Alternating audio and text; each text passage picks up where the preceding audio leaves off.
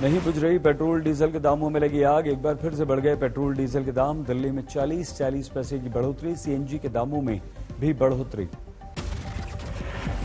राजस्थान के श्रीगंगानगर में 1 litre petrol के दाम अब 121 रुपए 40 पैसे, डीजल 103 रुपए 92 पैसे प्रति लीटर हुआ। दिल्ली में 103 रुपए 81 पैसे प्रति लीटर पेट्रोल। दिल्ली में 97 रुपए 7 पैसे प्रति लीटर डीजल। मुंबई में 84 पैसे की बढ़ोतरी, 1 लीटर 118 रुपए 83 पैसे में। मुंबई में 43 पैसे बढ़े, डीजल हुआ 103 रुपए 7 पैसे। सीएनजी 2.5 रुपए महंगी, दिल्ली में सीएनजी 64 रुपए 11 पैसे किलो। एनसीआर में बढ़े सीएनजी के दाम, नोएडा में सीएनजी 66 रुपए 68 पैसे किलो। यूपी के मुजफ्फरनगर, मेरठ, शामली में सीएनजी हुई 71 रुपए 36 पैसे किलो। सीएनजी के दाम में कल 80 पैसे की बढ़ोतरी हुई थी। आज अजमेर और पाली में सीएनजी के दाम 74 रुपए 39 पैसे। उत्तर प्रदेश में समाजवादी पार्टी के विधायक और पूर्व मंत्री शहजुल इस्लाम पर का योगी सरकार पर विवादित बयान। कहा, उनके मुंह से आवाज निकली तो मेरी बंदूक से धुआं नहीं, गोली निकली। नेता जो कि बब्बर शेर है अखिलेश यादव, वो भी आपके सामने, तो अगर उसके मुंह से भी अगर आवाज निकलेगी तो हमारी भी बंदूकों में से आप ही सोचिए धुआं नहीं निकलेगा, गोली निकलेगी, बताना चाहता हूं।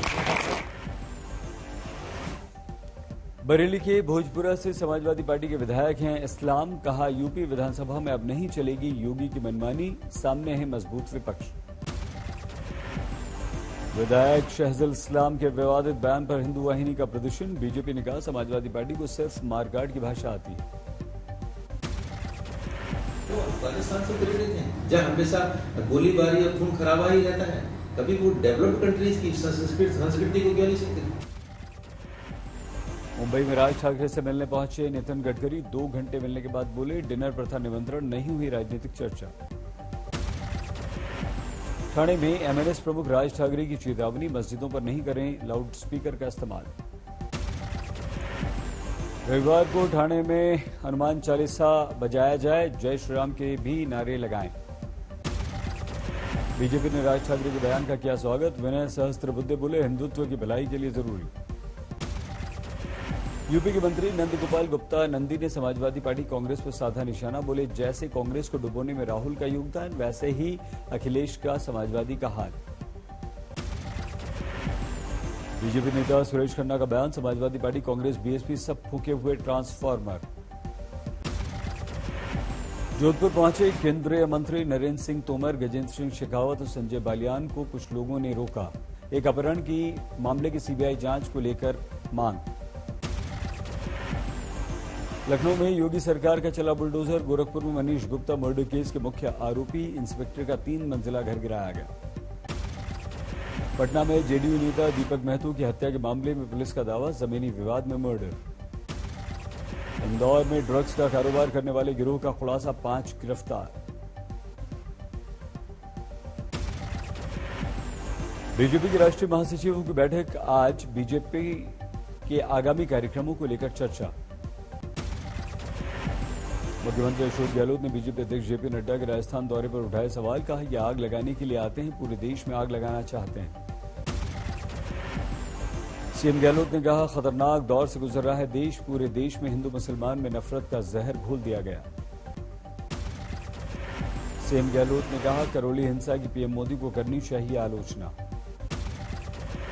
सीएम गहलोत ने करौली में अपना कर्तव्य निभाते हुए 4 लोगों की जान बचाने वाले कांस्टेबल श्री नेत्र शर्मा से फोन पर बात की। किया हेड कांस्टेबल के पद पर प्रमोशन। करौली हिंसा के बाद आज भी कर्फ्यू जारी, लेकिन ढील दी जाएगी, इंटरनेट सेवा बंद है, एसआईटी जांच के आदेश हैं। करौली में हिंसा फैलाने के आरोप में अब तक 13 गिरफ्तार, कर्फ्यू तोड़ने पर 33 गिरफ्तार।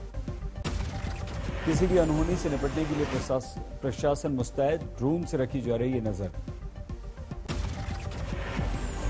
गोरक्षनाथ मंदिर में सुरक्षाकर्मियों पर एक शख्स ने धारदार हथियार से हमला कर दिया, पुलिस ने गिरफ्तार किया।